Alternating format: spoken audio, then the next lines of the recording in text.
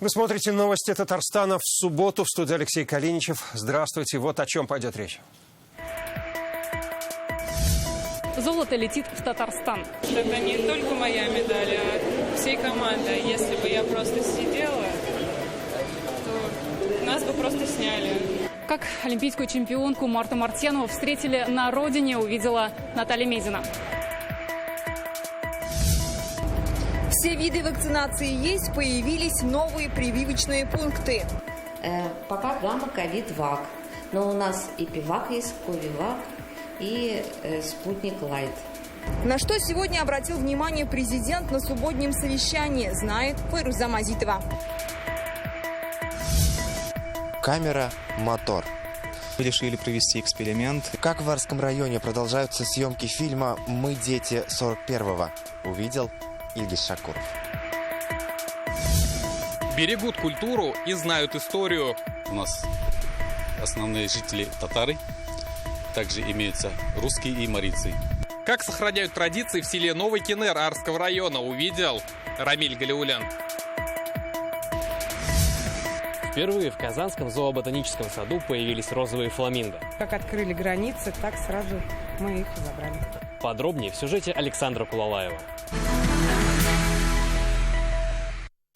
Золото Олимпиады в Татарстане. Буквально час назад в Казанском аэропорту приземлился лайнер с олимпийской чемпионкой на борту. Из Токио с золотой медалью вернулась Марта Мартьянова. На родине фехтовальщицу встретили громкими овациями родные, близкие, друзья, тренеры и поклонники. Несмотря на травму ноги на Олимпиаде, Марта Мартьянова героически продолжила борьбу и помогла сборной России завоевать командное чемпионство. Давайте посмотрим, как республика встретила героя.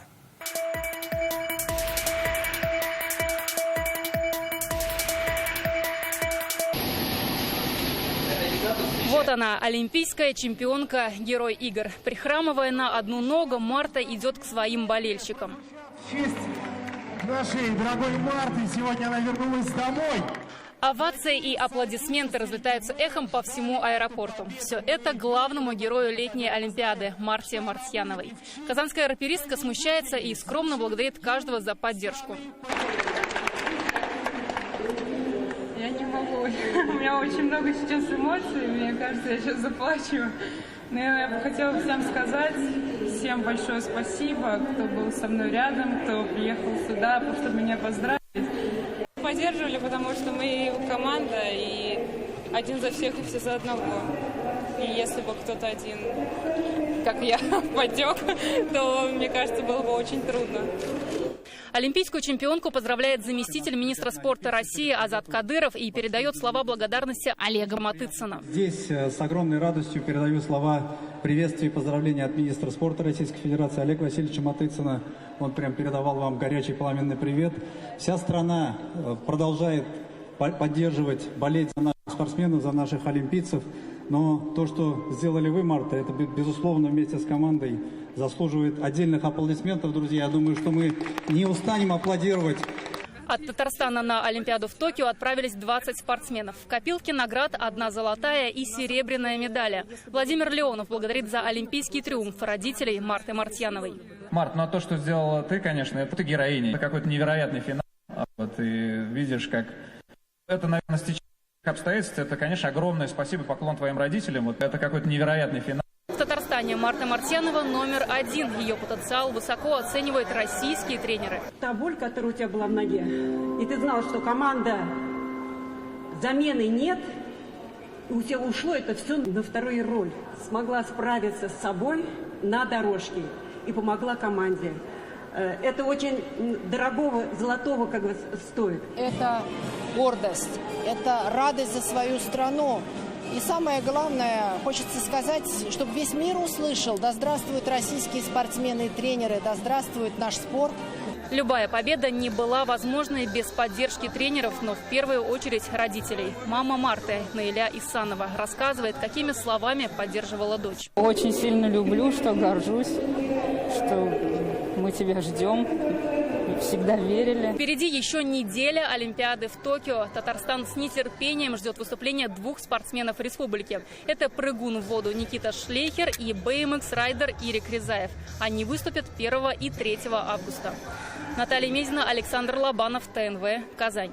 Принимаемые меры позволяют держать ситуацию с распространением ковида под контролем. Речь прежде всего идет о соблюдении всех требований Роспотребнадзора. Сегодня на субботнем совещании в Доме правительства Рустам Минниханов подчеркнул, самый эффективный способ защиты от коронавируса – это вакцинация. Выбор есть. Все 4 вакцины в республике представлены. Открываются и новые прививочные пункты. Файруза Мазитова обо всем по порядку. Ковид никуда не ушел. Ситуация стабильная, напряженная. Темп роста у нас 0,22%. Держать ситуацию под контролем помогает масочный режим, социальная дистанция и, конечно, вакцинация. В республику поступило 913 тысяч доз вакцин. Больше 825 тысяч человек уже привились. Из них 606 тысяч получили вторую прививку. По статистике, за день вакцинируется порядка 12 тысяч татарстанцев. Меры, которые мы предпринимаем, позволяют нам держать ситуацию под контролем. Прежде всего, это соблюдение всех тех норм, которые предписывает Роспотребнадзор, но и активная работа самого Роспотребнадзора по соблюдению и, конечно же, МВД. Работа огромная. Ну и следующее – это вакцинация. Жалобы есть на данные? Температура, кашель, ничего нет, да? За прививкой в Дом культуры в КЦ Московский заработал пункт вакцинации. Сюда может прийти любой желающий. Благо, в парке Урицкого всегда много отдыхающих. Отправляют сюда и из поликлиники. Очередь большая в нашу поликлинику. И вот она позвонила сегодня в нашу поликлинику, и вот ее направили сюда к нам. Люди, вот, например, пришли гулять, увидели, что тут вакцинируют, они могут сюда зайти и сделать. Можно прийти и без записи. В наличии все 4 российских препарата. Пока гамма, ковид, вак. Но у нас и пивак есть, ковивак, и спутник лайт. Дополнительные пункты вакцинации в Казани также открылись и в ДК имени Ленина, Залесный, Сайдаш. Работают пока в тестовом формате по графику культурных учреждений. Удобно, говорят жители. Это очень удобно, потому что так собраться в поликлинику многим неудобно моего возраста. Все удобно сделано, все хорошо. Я только в поликлинике. В поликлинике, в торговом центре, в ДК и у метро. Места для вакцинации созданы. Дело за татарстанцами, говорят врачи. В тех случаях, когда люди заражаются ковидом после вакцинации, болезнь протекает намного легче, отмечает президент. Результаты по всем вакцинам пока только позитивные, никаких серьезных отклонений мы не видим. Ну и задача работать по вакцинации, а потом уже надо будет смотреть и ревакцинацию. Число заболевших в республике растет. Так, за минувшие сутки зарегистрировано 55 новых случаев коронавируса. 12 человек госпитализированы. По словам специалистов, именно вакцинация может спасти от серьезных осложнений. Файруза Мазитова, Марат Хусаинов, Александр Лобанов, ТНВ, Казань. Рустам Минниханов сегодня потребовал от глав городов и районов до Дня Республики привести все общественные пространства в надлежащий вид. О разбитых фонарях, скамейках, неработающих туалетах и травмоопасных элементах на детских площадках сообщали сами татарстанцы. Это отметила помощник президента Наталья Фишман-Бекмамбетова на совещании в Доме правительства. По ее словам, проблемы есть в общественных пространствах в Набережных Челнах, Бугульме, Лаишево, Кукмаре, Менделеевске, Рыбной Слободе и других районах. Президент заявил, те, кто не следит за состоянием парков и скверов, в будущем не получат средства на эти цели. Такие муниципалитеты рискуют не попасть и в программу «Наш двор». Ну так вообще безобразно относиться, я вообще очень разочарован. У вас, значит, внимания на это не хватает. Вам это не интересно, вам это не нужно. Вам безразлично, где ваши люди отдыхают и куда они могут пойти. Вот у меня другого слова нет. Мы радуемся каждому спортивному объекту, площадке, да, по 50, по 100 миллионов денег потрачено. Да, конечно, его содержать денег иногда не хватает, но надо изыскивать. Содержать намного дешевле, чем его потом ремонтировать. Необычная экскурсия прошла на Нижнекамск нефтехимии. Впервые у горожан появилась уникальная возможность увидеть работу нефтехимического гиганта ночью. Встречу посвятили событию. Сегодня исполнилось 54 года со дня выпуска первой продукции предприятия. Так Так воодушевленно 30 молодежных активистов и гостей города поздравили Нижнекамск-Нефтехим с 54-й годовщиной со дня получения первой продукции. В честь события ночная экскурсия. Сначала он назывался химический комбинат, потом нефтехимический комбинат, открытое акционерное общество. Сейчас оно называется публичное акционерное общество Нижнекамск-Нефтехим. Перед экскурсией инструктаж по технике безопасности. Только потом увлекательное ночное путешествие по Нижнекамск-Нефтехиму. Первое, что увидели из окна автобуса – подсвеченную аллею ветеранов. Здесь представлены портреты лучших тружеников предприятия. Выдающимися людьми, чья роль в развитии Нижнекамск-Нефтехима была колоссальная, несоизмеримая. Предприятие встретило гостей тысячами огней, которыми освещена территория. На технологических установках компании используется порядка 55 тысяч специальных светильников. Первая остановка – центральная газофракционирующая установка. 31 июля в 1967 году здесь была получена первая продукция. Нам исполнится, если в 1967 году мы выпустили первую... 54 года.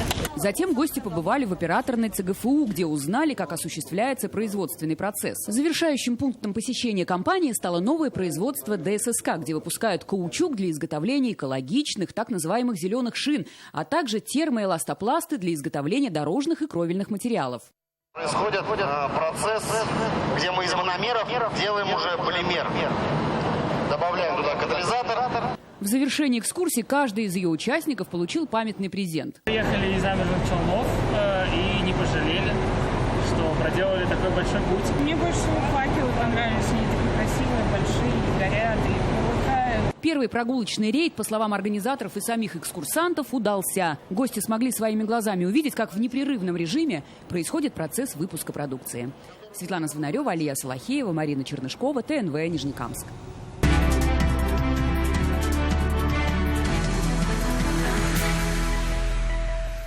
На вопросы татарстанцев о предстоящих выборах председатель республиканской ЦИК ответил лично. Андрей Кондратьев начал выездные встречи. Сегодня Зеленодольск. Там презентовали новую площадку для сбора подписей и работы с избирателями.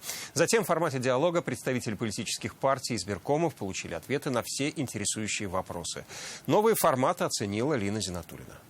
Вот при такой обстановке угрозы коронавирусной инфекции, они гораздо ниже. Свежий воздух, маски, антисептики, одноразовые ручки – это новая площадка для работы с избирателями в Зеленодольске. Она открылась на территории молодежного центра «Порт». Соответственно, уже здесь может ваш представитель, я понимаю, что я обозначил сейчас флажки Центральной избирательной комиссии России и Республики Татарстан. Но в данном случае уже размещается партийная атрибутика, и можно использовать не только сбор подписей, но и встречи с избирателями. Креативное решение оценили и партийцы, и приглашенные эксперты из Общественной палаты страны. Республика Татарстан и в вопросах, связанных с выборами, да, все, что касается избирательной системы, входит в тройку региональных избиркомов страны. Ну а по креативу, в общем, борется за золото. Конечно, эта форма решает многие проблемы сразу. И прежде всего, это главная проблема – это пандемия. То есть сбор и агитация в условиях пандемии, потому что подписи собираются глаза в глаза. Здесь же еще одно новшество – открытый диалог о выборах с представителями политических партий, кандидатами, гражданскими активистами и неравнодушными избирателями. Ответы на все интересующие вопросы здесь можно получить из уст главы ЦИК республики, а вопросов немало. Я и многие члены избирательных комиссий прошли вакцинацию от коронавирусной инфекции. Такой вопрос. Вы, как руководитель, будете ли обязывать остальных членов комиссии пройти вакцинацию? Никого принуждать я не буду и не собирался. Вот убеждать и аргументированно просить вас подумать на этот счет я обязательно буду. Обсудили дистанционное электронное голосование. Его будут внедрять в республике в следующем году. Мы представляем сами, какое количество слухов, сплетен распространяется прямо сейчас про электронное голосование. Но это популярная история. Там хакеры украдут, взломают, поменяют все голоса в системе, все узнают, за кого вы проголосовали и так далее, и так далее. То есть это же тоже отдельное направление, с которым нужно работать. Были и вопросы о нарушениях, как ЦИК будет реагировать на видеосвидетельства. Создаются рабочие группы, которые будут выезжать на место инцидента незамедлительно и принимать решения на месте. Не когда-то через 3 месяца, разгоняя фейковую информацию, да? 85% участков в республике оснащены видеонаблюдением, а в остальных будут работать системы видеофиксации при работе с сейф-пакетами. Кстати, сегодня один из них продемонстрировали на встрече. Участников попросили вскрыть пакет и сымитировать нарушение. Давай быстрее, пока никто не смотрит. Вы пытаетесь ленту отделить. Как только вы ее начинаете отделять, вы видите, что происходит?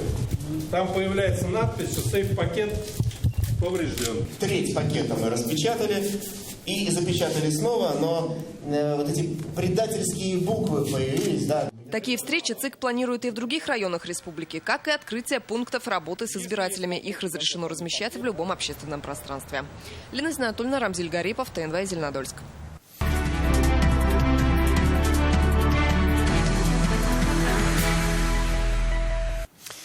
До премьеры полгода в Татарстане завершаются съемки фильма «Мы, дети 41-го». В основе сценария одноименная повесть татарского писателя Мухаммата Магдиева. Он рассказывает о жизни студентов педагогического училища в годы войны. Несмотря на трудности, они усердно учатся и искренне верят в победу. Сейчас картина отснята уже на 70%. Один съемочный день в репортаже Ильгиза Шакурова. В сельском клубе концерт. На сцене группа подростков. Посмотреть на них пришли местные жители. Но вдруг все замирает.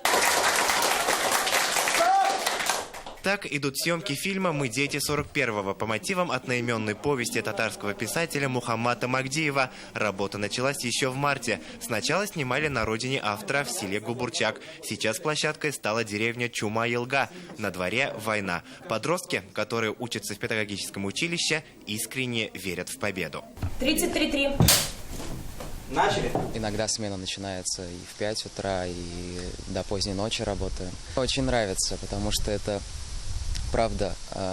Мы входим в эту атмосферу, и локации у нас очень близкие к тому времени. Кроме известных артистов и студентов театрального училища, в фильме будут сцены с участием местных жителей. Клуб помыли, все приготовились, костюмы одеты. Вот когда тебе навстречу идут, это очень хорошо. Ну, естественно, мне кажется, все хотят сниматься в фильмах.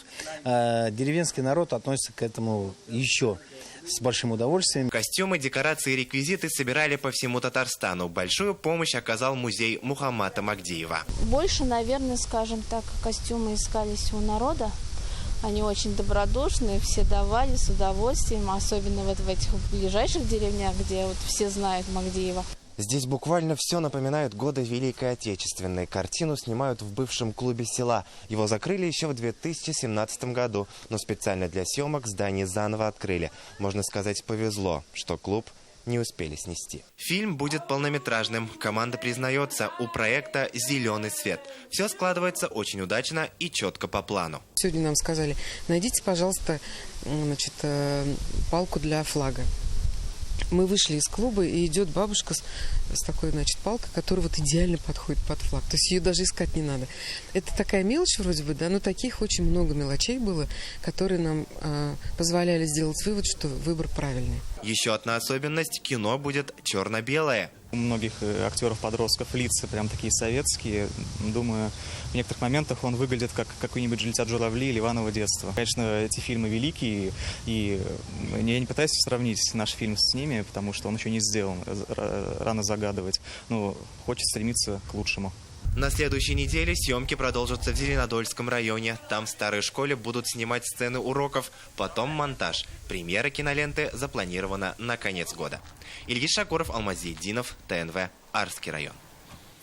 Мы продолжаем рубрику «Айда Татарстана». Сегодня наша остановка – село Новый Кинер. Это один из крупнейших населенных пунктов Арского района, основанный 4 столетия назад.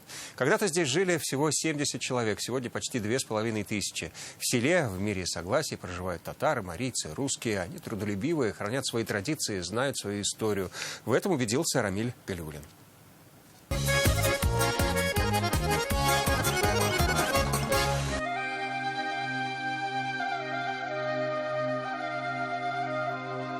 Новый Кинер, Арский район. Село в несколько десятков улиц на северо-западе Татарстана. Спрятанное за зелеными равнинами и холмами примерно в 100 километрах от Казани. Основано в конце 17 века. Тогда здесь жили чуть больше 70 человек. Сейчас 2500. Это одно из самых больших сел Арского района. Живут здесь татары, русские и марийцы. Они очень вкусные, и детки мои очень любят. Сохраняя традиции, здесь живет уже 5-е поколение семьи Антиповых. Каждые выходные вместе с соседями встречаются за столом. Для гостей прямо из печи традиционные марийские блины «Милна». Здесь живут татары и марийцы все вместе, дружно, в согласии. Встречаем праздники вместе проводим сабантуй и праздник Семык марийский. Отправляемся дальше и заглядываем в гости к Резалесе Мигулиной. Такие добродушные жители живут в Арском районе, которые вот так просто приглашают к себе в гости. Резаляпа и Сэмсес. Вот расскажите, что мы сейчас с вами будем готовить. Мы сегодня будем готовить кыстыбый. Это кыстыбый не простой, а по семейному рецепту. В их основе яйца, мука, соль и картофель. А главный секрет блюда, признается Резаляпа, это готовить с любовью. У нас семейные традиции. Сначала бабушка пекла, потом мама, вот теперь я. Коронное блюдо у нас, наверное, беляш и гбядье. Местные краеведы-любители до сих пор по крупицам собирают историю села. Благодаря их труду коллекция музея постоянно пополняется новыми интересными вещами.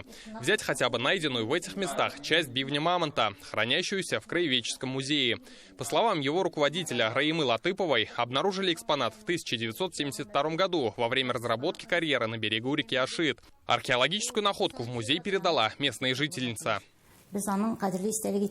Мы храним этот бивень очень бережно, потому что не все музеи могут похвастаться такими редкими экспонатами. Мы понимаем, насколько это ценная вещь. Свидетельством того, что местные жители бережно хранят память о родной земле, являются и вот эти озера.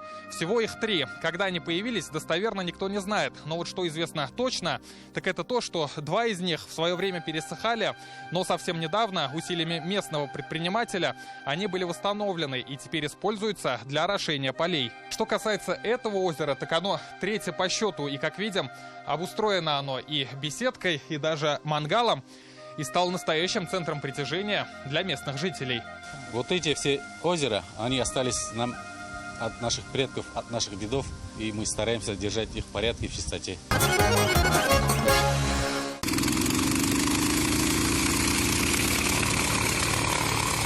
Назвал я эту технику пчелкой. Новокинерская земля богата и своими умельцами. Но в отличие от настоящих пчелок, детище Ришата Рахматуллина порхает только зимой. Кабина из пенопласта, пропеллер из дерева. Над сборкой альтернативной версии снегохода мужчина работал 2 года.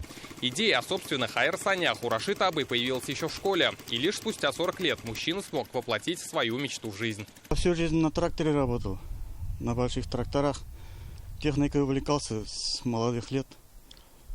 И сейчас только вот в магазине работаю. 2 дня работаю, 2 дня отдыхаю. Вот такие дни я зимой. Гараж теплый у меня, занимаюсь вот такими делами.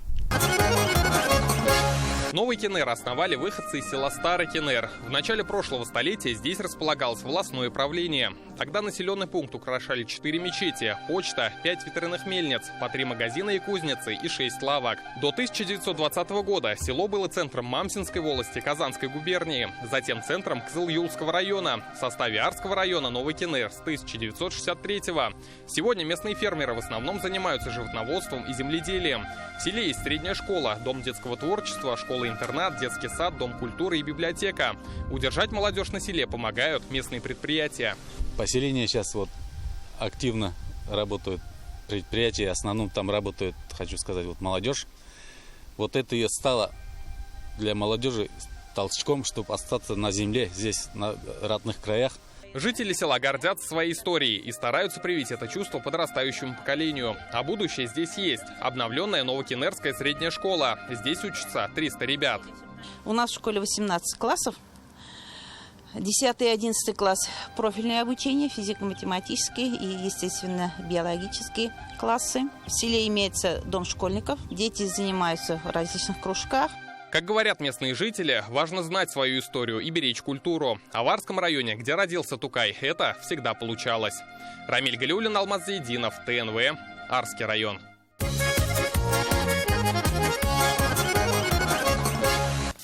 Долгожданные фламинго и редкие большеухие лисы. Казанцы и гости города наконец-то могут познакомиться с новоселами столичного зоопарка. Розовые птицы не спеша разгуливают по благоустроенному водоему.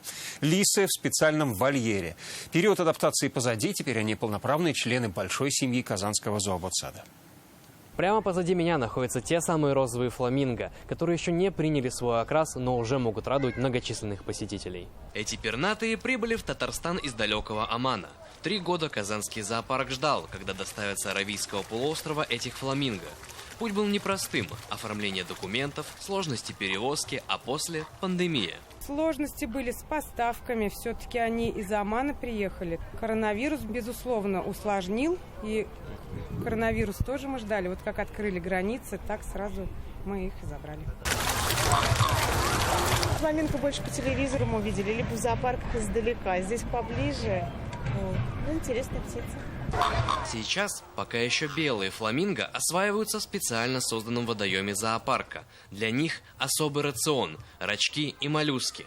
Они придают этим грациозным пернатым нежный розовый окрас.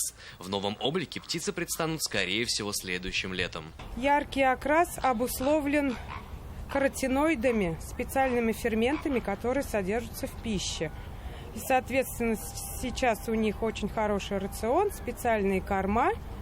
И, то есть, они у нас скоро будут очень красивые, розовые. Вместе с фламинго в казанский зоосад прибыли редкие большеухие лисицы. Место их обитания – Африка. В России они впервые. Ни в одном зоопарке страны этих хищников нет.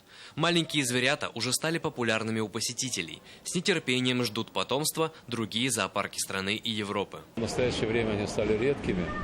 Вот, и мы привезли пару из Африки, потому что в Европе уже там близко родственны, они все там, размножение. Когда мы предложили координатору европейскому, что вот мы можем с Африки, то есть он очень обрадовался, говорит, привозите, потому что вот сейчас потомство получили, оно у нас пойдет уже в европейский зоопарк и будем передавать по рекомендации координатора. То есть наши лисята уже востребованы. Сейчас сотрудники зоосада готовятся к очередному пополнению. Осенью здесь ждут черного носорога и 3 горилл. Александр Кулалаев, Ленар Хузяхметов, ТНВ «Казань». Вот так заканчивается эта неделя. Интернет-версию итогов прошедших 6 дней читайте на сайте газеты «Реальное время». Больше новостей вы также найдете в наших социальных сетях, ВКонтакте, Инстаграм. До встречи. Всего вам доброго.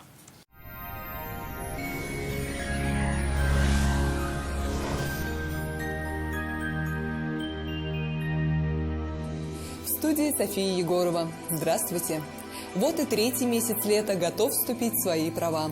О погоде на предстоящие сутки узнаем прямо сейчас. По данным сервиса Яндекс.Погода, в Бугульме, Бавлах и Азнакаево по-прежнему облачно, но уже без осадков. Будет очень тепло, плюс 28 градусов. Высокие значения на термометрах в Набережных Челнах, Нижнекамске и Елабуге. Днем до плюс 29. Осадки маловероятны. В Агрызе, Менделеевске, Актаныше вновь установилась знойная погода. Плюс 28-29 градусов днем. В Арске, Кукмаре и Балтаси температура повысится, осадки не прогнозируются. В Болгаре, Дрожжином и Буинске аналогичная картина. Малооблачно, без осадков и очень тепло, плюс 30. Жарко в Альметьевске, Чистополе и Мамадыше, плюс 29-30 градусов днем. В понедельник температура воздуха станет еще выше. В Казани малооблачно и без осадков. Температура ночью около 20 тепла, а днем воздух прогреется до плюс 30. Ветер западный, умеренный до сильного. Атмосферное давление 751 мм ртутного столба. Влажность воздуха 47%. Магнитное поле Земли спокойное. И немного народных примет. Если 1 августа идут дожди, то и осень будет холодной и мокрой. Если же в этот день жарко и солнечно, то и осенняя пора порадует сухой погодой и хорошим урожаем. А еще в старину в этот день не советовали ловить рыбу. На этом наш выпуск завершен. До свидания!